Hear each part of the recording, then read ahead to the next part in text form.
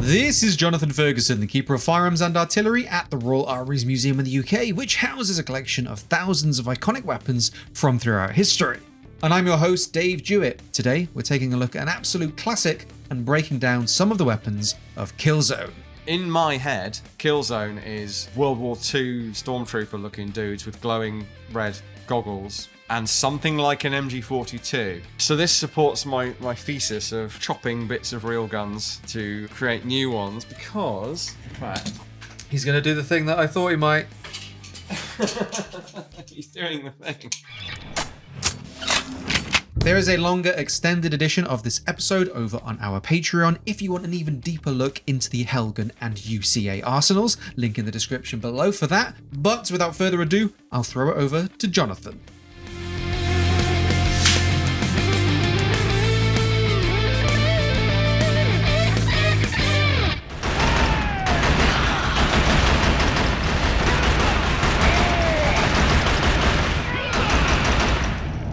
A little bit of a rude awakening with the graphics there. I'd forgotten how far back this franchise goes. Yeah, this is 2004.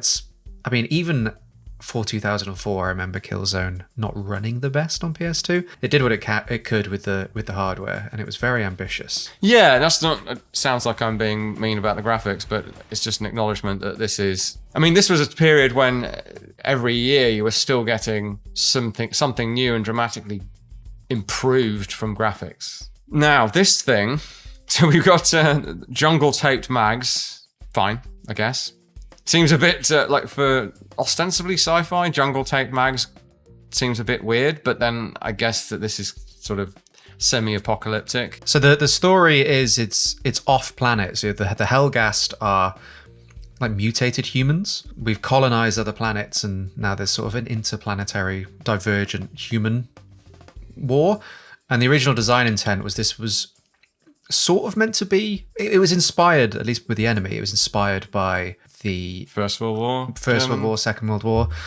So some of the weapons in the first game are sort of contemporary by comparison to the weapons that you'll see in the fourth game. This is a mishmash of things. We've got sci-fi thumbhole stock. That's one of the most obvious kind of tropes that I see here. Fairly conventional looking red dot sight that we don't use, of course, because we're not using iron sights in game. The handguard in particular reminds me of the Colt ACR submission from the 1990 era trials, 88 to 90-ish, which had a really weird raised sighting rib on top, as did several of those designs. It was a weird sort of reaction shooting type theory that was current at the time. So rather than always being in your optics, you would have a sort of quick aim system that was built into the gun, and it made them all look really weird. Whether it was the StA ACR with the flechette ammo, Colt ACR was just like an M16 that's been doing some weird stuff. That kind of reminds me of that, with a bit of an HK twist around the receivers, like the longitudinal grooves that are for a telescoping stock on HKs feels like it's meant to be there on this. Somewhat conventional, little bit sci-fi, but something you could mock up today using completely conventional ammunition. Grenade launcher underneath, of course, very 203-esque. Almost feels like an alternate history weapon rather than something you'd expect to be on another planet in a sci-fi future. Nor is it very... I was expecting something much more First World War, Second World War, based on the imagery I've seen of the Killzone franchise. That looks way more 1980s, 90s, early 2000s, maybe. I think a good resolution for 2026 may be to revisit some of these classic games from my youth, like Killzone. But another one of my resolutions is to get healthier, a goal that is being supported by today's sponsor, AG1, and their great January savings. AG1 is a daily health drink that has been clinically shown to support gut health, and with over 75 ingredients, including 5 probiotic strains, it replaces the need for multivitamins, probiotics, and helps ensure you're getting the nutrients you need. 1 scoop of AG1 supports regular digestion, immune defense, and supports energy. It has been an easy habit to drop into my daily routine too. Just 1 scoop mixed with water ensures that no matter what the rest of the day brings, I feel better knowing I've kicked it off by doing something good for my body. and I can take on the rest of the day with a solid foundation. Go to drinkag1.com/EXP to get 3 free AG1 travel packs, 3 free AGZ travel packs, plus you get free vitamin D3 and K2 and an AG1 welcome pack with your first AG1 subscription order. Thank you AG1 for sponsoring this episode, and now I'll get back to the video.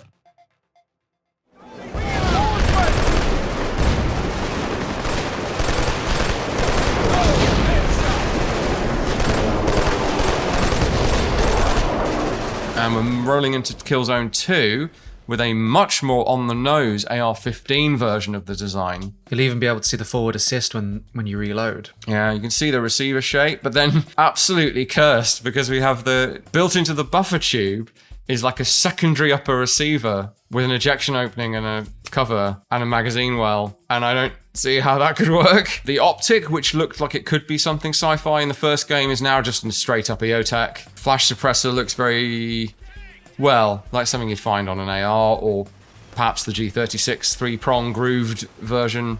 Yeah, I'm surprised they went for something less sci-fi. Having gone from a design that looks like it was somewhat more removed from an AR-15, we've now ended up with a bullpup AR-15 with an EOTech.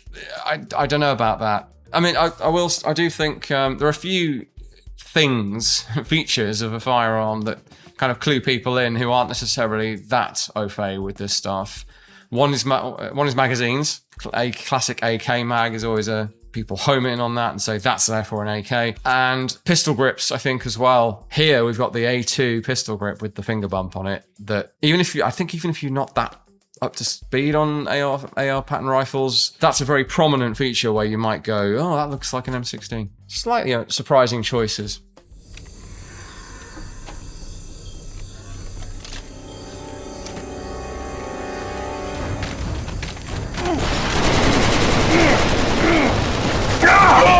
So we're moving into Killzone 3 now. Seemingly quite faithful to the 2 version, I would say, based on the overall, as much as I'm pointing out the details, the overall impression is definitely of something that we don't currently have. And I guess that's good enough. Little confused, and I nearly mentioned this on the 2 version. We've got a Picatinny rail across the top, because it was early 2000s, well, early-ish 2000s, but we had a heat shield over the top of it, covering it up. Now, the heat shield is not doing anything. It's almost like an M249 reference. It's sitting on top. You're not ever going to touch that. You've got a grip down here. You've got your other stuff going on. It's like 30 feet up here to reach up and touch the barrel or the rail across the top of the barrel. Bit of redundant design, I would say. It makes me think of, if this wasn't a game and it was like an 80s movie version and they were stuck with AR-15s to kit bash into sci-fi guns, you might disguise that rail with a metal heat shield on the top.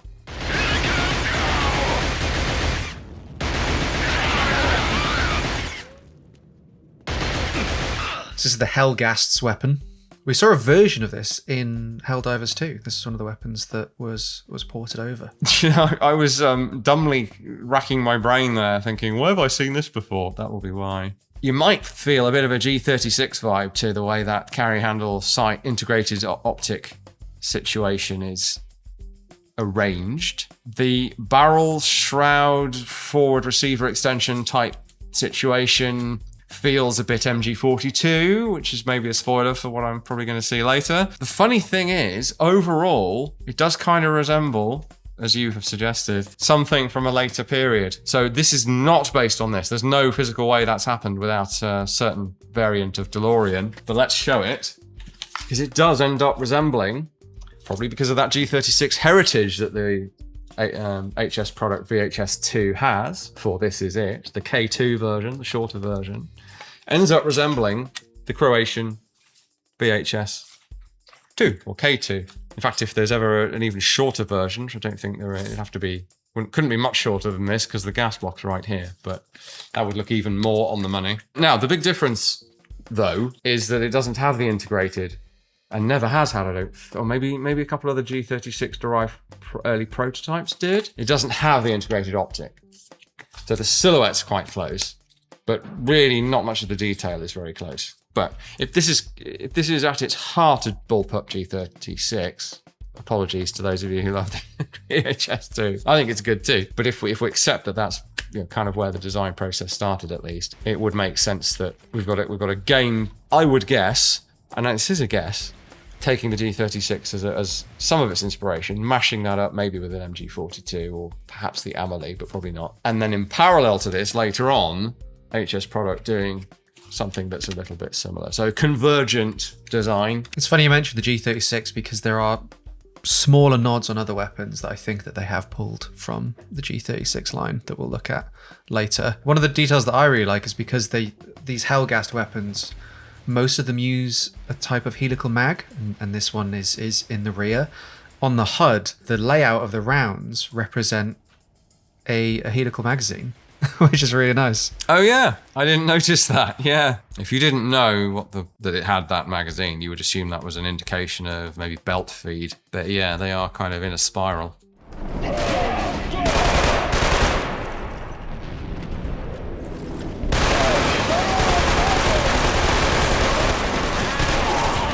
Interestingly, Killzone 2 is now referencing the M16 A4/M4 carry handle rear sight situation. Might be one of the more egregious cases of sci-fi iron sight syndrome that I've seen. A lot of you will know by now, I get a little bit grumpy at falling back on iron sights in space or wherever, because we really should have moved past them by whenever, with some exceptions. Here we've gone from an integrated carry handle optic with, I don't think, any iron sights on the previous iteration. No, there wasn't in the Killzone 1 version, it was just that optic and carry handle. To just the iron sights, unless the game lets you have an optic at some point. Not this one, the later versions will, but this version of the rifle's just the strange bent iron sights. Yeah, really quite odd. And the front sight sticking up proud of its protectors, which is another weird game trope that I've talked about before. It's kind of weird that the actual sights within the protectors are unconventional,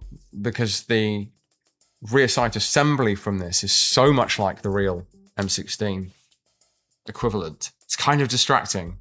Most of this gun's very science fiction looking, especially the big helical magazine. Bullpup always makes things feel a bit futuristic.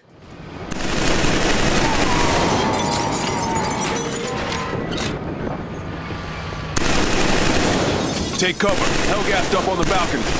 We're into Killzone 3. Is this the first one that has a top cover on the rear? So the way that they usually reload is let me double check real quick. Did I miss? I might have missed a top cover previously. I don't know. It's quite striking this time round. They have had top covers previously. They open up the top cover, and I think that the way that they reload is the butt plate comes back to drop the helical magazine. You put another one in, and you have to push the butt plate back towards the magazine to lock it in place and close the top cover. I'm not really a fan of that. There's far too many. Like at the moment, we're well into an era where you can press a button and push in another magazine, and probably press another button if you were empty. I don't know why we'd go back to more steps to reload a weapon and more complexity.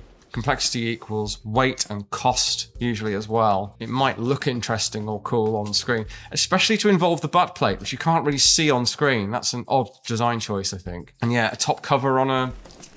I mean, it kind of evokes the P90 in a way, having something that you're doing here, but it's not that, obviously. It's like a top... Why would you need a top cover unless...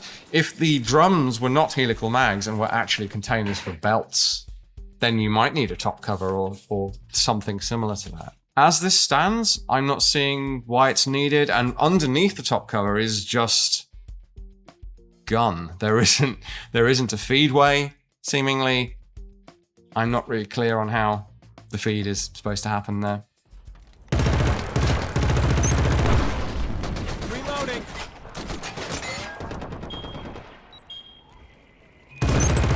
Oh, right. Okay. So moving on to the next game. So another few years on from the last one. So this isn't technically the exact same rifle, but it's a new iteration of the family of rifles. Okay. It's very similar, isn't it? And it's kind of harking back to that integrated carry handle optic. If anything, it's looking more VHS2 than ever, I think. Still too early for them to be aware of that, though. So I don't think it's for that reason. I'm just looking at the side of that Keyzer version of this design, right the way through from 1, there's been something going on in front of that magazine that is implied to be like some device for retaining it, I guess.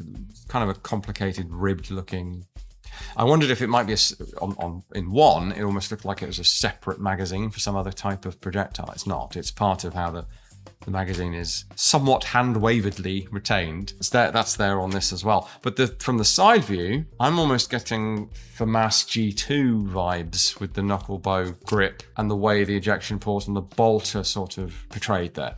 So almost like a mashup of a few different guns. But yeah, it's its own sort of unique thing. I was checking out the Helldivers version, the Helldivers 2 version of this weapon, to see if there was any more information we can glean from it. But just it is the most detailed version of this weapon we've seen in games. Obviously, Shadowfall is a few years old now, but it's still very similar to these designs. There's a bit more detail in how the magazine is used, and there's a bit more of an implication that it might be a box for a belt rather than a helical magazine. But that might have been a different design choice that they made for Helldivers rather than being true to the Killzone version. Yeah, I get the sense that they didn't think too deeply about whether this was linked ammunition or being pushed by a spring. But by default, I'd say, like, we've got a top cover, we've got a magazine with no visible spring or winding mechanism on it. We can retcon all of them as being belt fed, essentially, which would make it make a bit more sense. If indeed they didn't think about it or didn't intend it to be originally. But then why else would they have that top cover?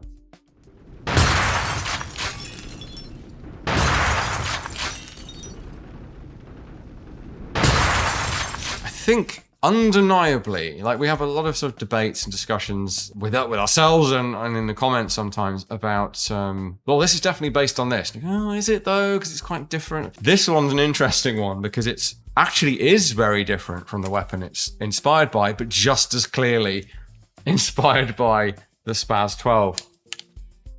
Any kind of handguard receiver extension set up like this with a mag tube and a barrel protruding from it, that makes your brain think StA-12 anyway. Vents and slots kind of imply that as well. And the stock, of course, is very... now this is one without the weird elbow extension thing on it. The silhouette is so much part of the StA-12 design. Now, I think stock unfolded, it still looks like itself, obviously. It's still recognizable, but there's just something, like, we nearly always see it. Jurassic Park made a sort of minor plot point of the stock with having Muldoon very quietly try to quietly unfold it to get a more accurate shot. Why he didn't have it unfolded already is beyond me. Generally, that's your StA-12 silhouette. And so with that, the circular vented sheet metal buttstock folded over the top, that's a huge part of what makes this look like a Space 12, I'm going to call it. I probably shouldn't, but I'm going to. Narville thanks you for your efforts. The confidence moving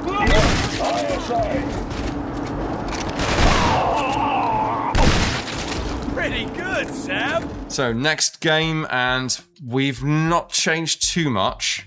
One way in which they've made this design more science fiction is by giving it a ramped front on the heat shield, and I think that does add something to it. A more differently shaped pump grip that isn't that iconic, very square but also curved, ribbed StA-12 grip. It's their own take on a classic shotgun design. No semi-auto stuff going on though, which means we have to press the button on this and pull back the grip to the rear position to lock it in, allowing us to pump our StA-12.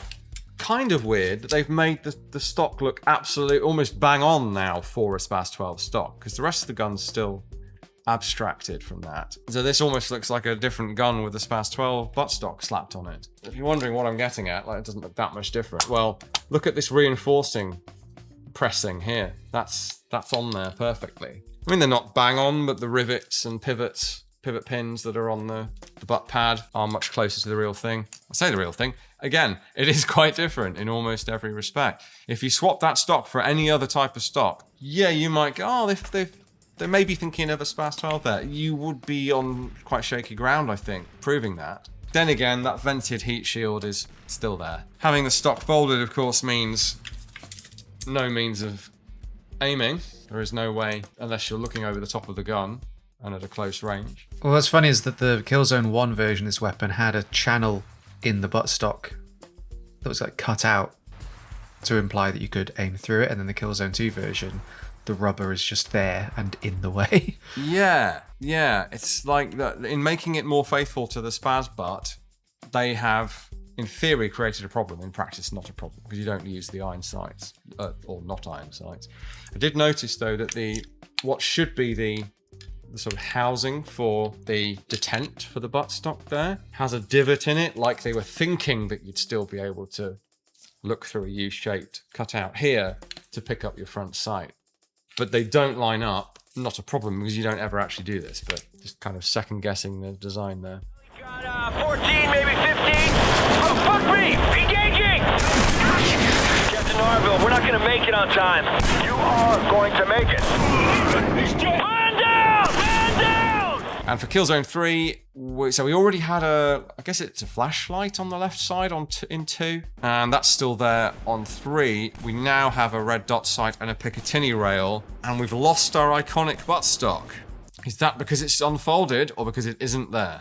I don't think I just don't think it's there. They just wanted to make room. They needed it out of the way for the optic as more and more games locked into being able to aim down sights, because like you said, the Killzone 2 version didn't allow you. You just got the sort of slightly more zoomed in view of it. And I think that proves my point, that it no longer looks like a Space 12 if you don't have the sort of twin pillars of being a Space 12, vented heat shield and folding perforated sheet metal buttstock. It only has a version of the heat shield which is a different shape, and I don't know that I would notice, certainly not from this angle. I don't know, I'd probably still be looking at the bit sticking out the front there without the ramp on it. Still brings one to mind of this. So when you reload, you can see the ejection port, and that is very much Spaz 12, but that's sort of hidden. Yeah, it's more squared off on the game gun with a particular shape here that was carried over from, at least from 2,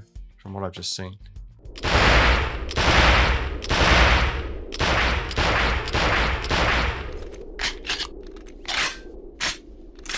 I was just going to say this doesn't look too exotic for a science fiction gun, but then we've got like a tiny little helical mag. Or at least cylindrical mag. I suppose you don't actually see if it's helical or not, but I think it's implying that it is. Kind of, but if you look at the graphical representation of the rounds, which on the helical mags previously was some sort of spiral arrangement, here it's just a straight up single stack magazine depiction. So I don't know what's going on there. It almost looks a bit like an MP7 with the grip shifted to the rear, a bit like the Half-Life, not MP7, but it's smaller than that. It's more like a Desert Eagle size pistol size. The weird flappy toggle at the back is irking me. That probably would have been less noticeable on a 24 frames a second CRT TV. That's true, but we don't see... Oh, no, we do. We do yank at it at one point, so it is functional. If your cocking handle, charging handle... hole in my glove there, is flapping around as you shoot, there's usually something not quite right going on. There should be some sort of clip to hold it in place and stop it doing that. A little disconcerting. The frame is kind of almost reminds me of the Mark 23 pistol. I think I'm always this is by no means a personal outlier opinion here, but magazines where you have to put your hand in front of the muzzle to swap them, not a huge fan of that. Quite a safety worry.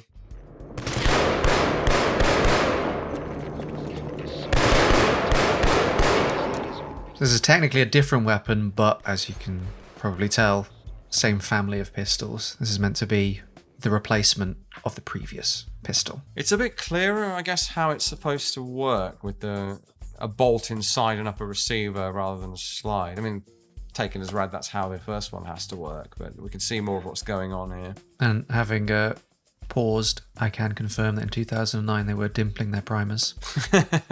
Well done. Sometimes forget to look for that. Yeah, I don't know where the magazine catch is supposed to be, but we've now got a system where we're hitting some sort of catch, or maybe just when it's empty, it disengages, and you just kind of chuck the lever at the front down by inertia, and the magazine drops out. Little unsatisfactory as to how that's supposed to work. This version in Killzone 3 is basically the same as Killzone 2. Honestly, I might have gone, oh, it looks a little bit different, but I probably couldn't point to the change. They've carried the gun over almost unchanged.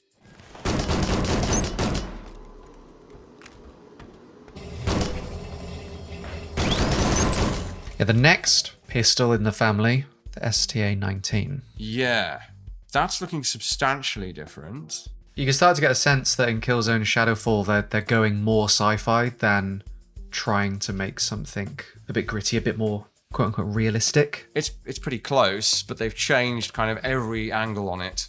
Yeah, there's definitely more going on there, I think. That's a little odd with the reload. Magazine goes on. Bolt goes forward as we manually close the retaining lever thing, which is, again, a bit Gears of War Lancer-esque. But then we're still pulling back the toggles to cock the hammer? Because in theory, the round is already chambered. I don't know why you wouldn't use the bolt to cock the hammer like pistols have been doing since the 1890s. That's like a redundant action to have to carry out. Yeah, I'm always wary of magazine or feed device retaining systems where you've got to insert the thing and then let go of it to close something else. That makes sense with a belt-fed gun where there's a pull to retain the belt and you let go of that and then you slap down the top cover. It doesn't make sense on much else because you let go of it, it's liable to fall out. You don't want to be reaching for something else to come up and secure the thing in place while the magazine isn't locked in place. And if it is locked in place and can feed in that configuration, why do you need a lever in the first place to close it up?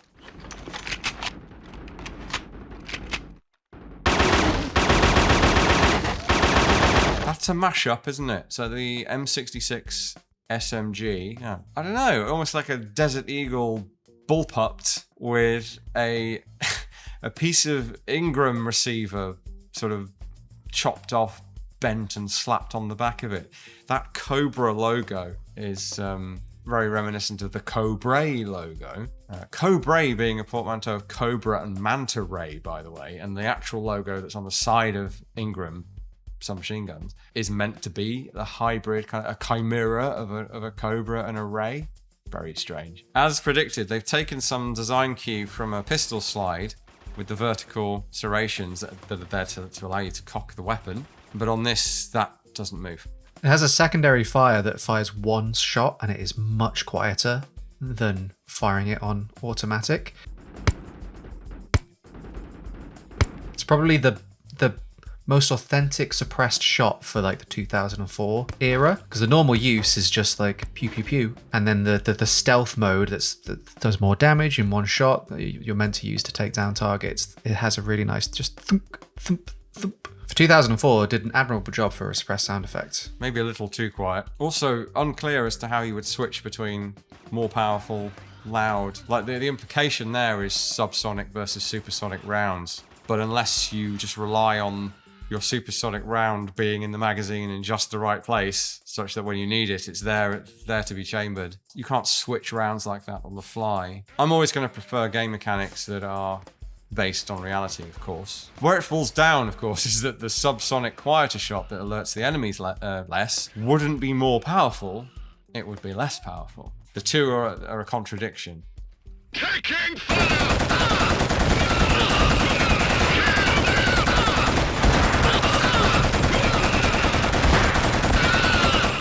Right, so this, in my head, Killzone is World War II stormtrooper looking dudes with glowing red goggles / mask and something like an MG42. So I'm guessing what I'm remembering more than anything is this. Yeah, so this looks, if anything, the most like an MG42 from the first person view. So I've just detached the bipod from its front position. If we move it to the rear position, if you didn't know, this is something you can do on an MG42 pattern weapon. I brought it on with it up here. We press the plunger. Very quick detach bipod. Very, very clever system for the time. And we can just drop it on at the rear.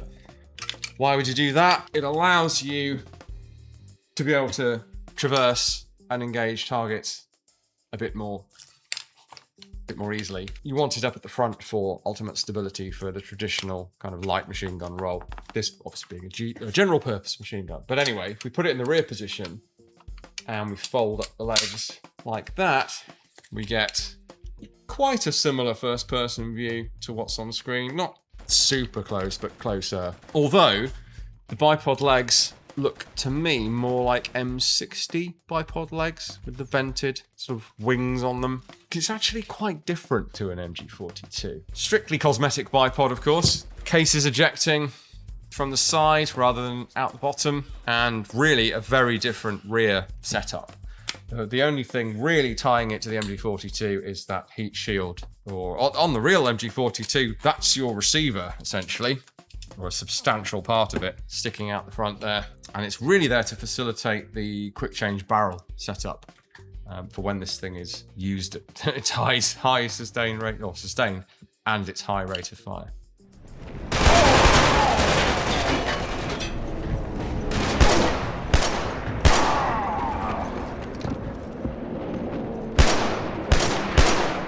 Instant reaction is bullpup BAR, maybe? So I think it's pretending to be an M14, both because of the name and the way it's used. But that front foregrip, that was another thing that I was like, is that a piece of a G36 that's been like flipped upside down? And it's very evocative of a G36 at least. Makes me think a little StA-80 as well, actually. But yeah, more so that. I don't even know about flips upside down. I think it's just like the bottom, the main handguard from like a G36C or something. But yeah, I see the M14 comparison. I almost said M1 Garand actually before I said BAR, just because of the shape of the rear sight. This has a lot of lines to it that don't really make a great deal of design sense. There are a lot of convoluted shapes and either machining or molding or casting operations or all of the above that would make it quite slow to make and expensive to make. I can't not see a Luger in there as well, in the profile view. Just like if I just look at the top of the receiver and the grip, there's like an echo of a Luger in there. Now that you've said it, I can see what you mean. I don't think, yeah, maybe because the sort of barrel extension and the yeah, all right, I sort of do see it, but I feel like it has to be a coincidence because there are a few guns in this game that seem like they've maybe taken images of guns, chopped them up, rearranged them like David Bowie's lyric writing to create new shapes. I don't know. It ends up looking a bit like a giant Luger rifle in profile. I would guess that wasn't the intent though, because there'd be ways to make it look a lot more Luger-like. Yeah, I think the main intent was to do something M14-ish, because it's a battle rifle in game. It's used by the sort of scouts or marksman enemies. That reload does annoy me though. Switching Open an entire top cover. hand. Remove magazine. Change hands. Put new magazine on. Close top cover. Well, the Helghast are meant to be like inefficient. faster and stronger. Maybe there's no loss in reload time when they're doing it.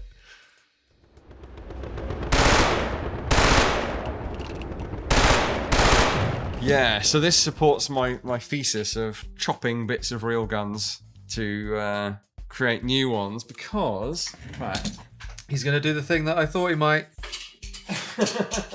he's doing the thing. Now, you did mention these two, but I had no concept of how they would go together. So, PP19B's on, front end. Yes, 3 vents, not 2, but we've got a front sight arrangement, and admittedly that's part of the housing on the game gun. It's not here, but nonetheless, very similar silhouette. And the helical magazine underneath, and probably the trigger guard area. So this much from the PP19B's on. Let's fold the stock up, not on my thumb as I just did. And then the Uzi, the IMI Uzi. That is very clearly an Uzi pistol grip raked to the rear. The top cover and the top cocking handle. The rear sight protectors are AR-18, interestingly. So we'd need a third gun, but I can't be bothered. So we take this, we shift the pistol grip assembly to the rear. But here, the two go together. So I guess if we did something like this, we would end up with a similar gun. It's what we would call a kit bash in the Starship world. So it's like party in the front, business in the back. Rate of fire is much more Bison than it is Uzi. The Uzi's a very controllable sort of 600-ish rounds per minute. What a strange chimera of a gun. And I think the inspiration is pretty incontrovertible here, that it's those two guns combined together.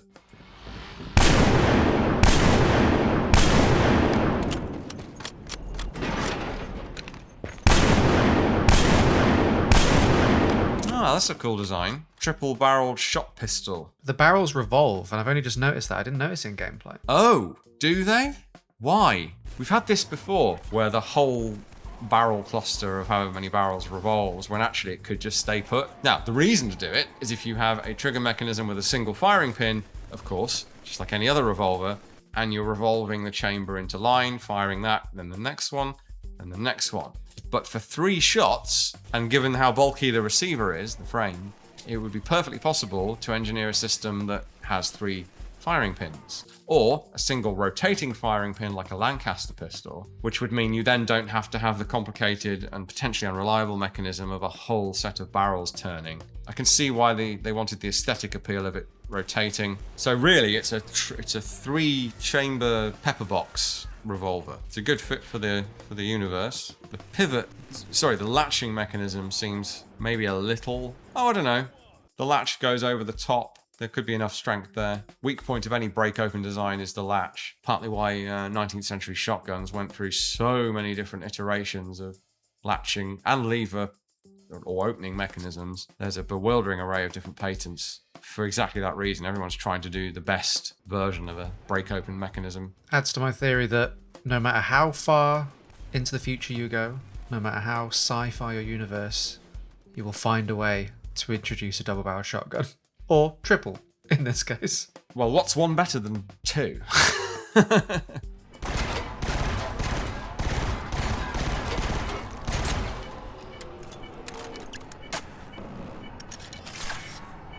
So this is an interesting one because it's a hybrid railgun weapon. And depending on how long the rail system is extended to, changes the behavior of the gun between a carbine and a sniper rifle. That is very interesting. What a cool idea. Does sort of make, at least intuitive sense, for something that's accelerating a projectile between 2 rails or over magnets or whatever, that if you can extend out the track, as it were, that you would get more acceleration. I don't think Derek from our comment section necessarily watches these videos, but I might. he works on real railguns in his career, so I might have to ask him if you the very silly schoolboy question of what if your railgun? What if you pulled out the barrel and it was longer? Would that make it better? And I'll still do it for you. Please report back. Even though he'll. Considering how often probably... I ask you questions like that, must be nice to be on the other side of it. Is there a place in a man's head that if you shoot it, it will blow up? Feels like that level of question. I imagine getting a slightly parental, perhaps, kind of response. Remember, there are no stupid questions, only stupid people. I also like the in-optic charge-up lights. They're good. They come from the front to the rear.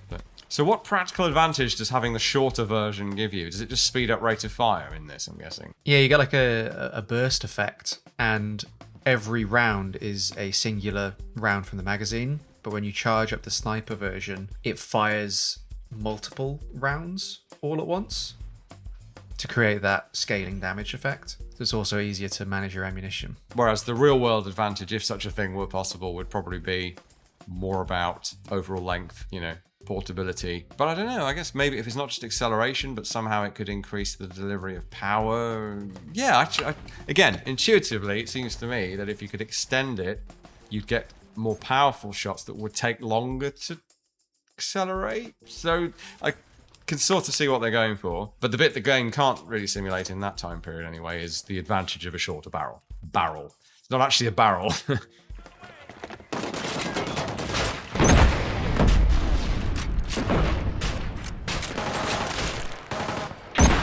That's looking very GM16 Lynx to me. Maybe a bit Neopup, maybe a bit of both, with a very Magpul angled foregrip looking grip on the bottom. A great big ported brake. Yeah, so bolt action with the bolt handle at the front. Because it's one shot at a time, it only contains one round. The reload is lengthy, but it's also so massive, you're basically guaranteed a one-shot kill if you land the shot. Yeah, it's an interesting sort of engineering thing that bolt-action rifles, typically you're driving the bolt forward from a handle situated at the rear of the bolt assembly. Very few do it with a handle at the front. I guess because it's mechanically more efficient to push that assembly forward than it is to try and drag it forward. But it definitely has me thinking of the Thornycroft. But otherwise, nothing like it. This is a nice take on a futuristic anti-materiel rifle setup. Whereas what you normally get in sci-fi is just Space Barrett. It's not really much different. Nice combination of slow traditional reload with very science fiction looking gun and a totally new ammunition type that's some sort of caseless, or don't know, it looks like there are ports around the munition. So it's not caseless in the sense that the case is made of propellant around the projectile, but it's caseless in the sense that it doesn't even seem to have like a base plate that's left behind when you fire it. The whole thing goes down range and you've got an empty chamber when you open it. Quite sure what the sort of armature curving over the top of the optic is about. Is that just meant to be a carry handle? Yeah, and I think it's one of another AMR design cues. The big carry handle over the weapon. Yeah, it's a weird shape. It doesn't look necessarily very effective to carry. Like, there's a reason why carry handles align with the natural position of your wrist. I think having it be in that orientation, like a shopping bag, I don't know, doesn't seem great to do it that way. I guess you could grab it from behind, like scoop it up and run with it like that. What's the anti-material rifle that I'm thinking of that has the carry handle over the optic like that? The NTW20 is what I was thinking of, with the handle over the front of the optic. I wonder if they got that design cue from there and then played with that, made it their own. Yeah, good call. Now that's more of a conventional, not conventional at all, but like a chainsaw style, fully arching grip. Guess there's no reason why you couldn't do it this way, but there's probably also a reason why we don't see it on anything else. But yeah, I think that's an interesting one because the gun isn't. I don't know actually. Yeah, I think they've looked at the NTW20. I think you're right to bring that up. Not only in the carry handle configuration, but the open sides. Because the GM6 Lynx isn't that similar, actually. I'm thinking maybe GM6, NTW20, Neopup, and then they've just made their own design referencing off of those. That's probably my favorite design of this sitting. Thank you all for watching. Let us know what other games, movies, TV shows, or beyond you would like to see on the show, and of course, subscribe. As always, I want to give a massive shout out to all of our supporters over on Patreon for helping us make this content possible. Links to support Jonathan and the Royal Armouries will be in the description below, so make sure you check those out as well. But until next video, thank you so much for being here, subscribing, commenting, and supporting EXP. We will see you real soon. Taking heavy fire! Watch out!